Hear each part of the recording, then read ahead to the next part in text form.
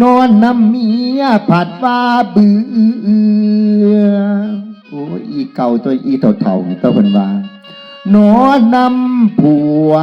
ผัดว่าเถ่าแห้งสิโอกะบ่มีทางผู้หญิงก็ว่าอุ้ยผัวกูมาเถ่าเท้เพิ่นว่าเลยหาลักลอบปลีหาลักจอบยามใส่บ่สนใจลูกเมียโตซื้อแต่ทองโอ้ยให้เมียน้อย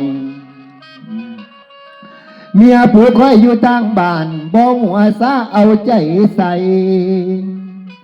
บ่ได้เว้าผู้ใดเว้าสังคมที่ได้พอสมัยนี้ยุคเฟซไลน์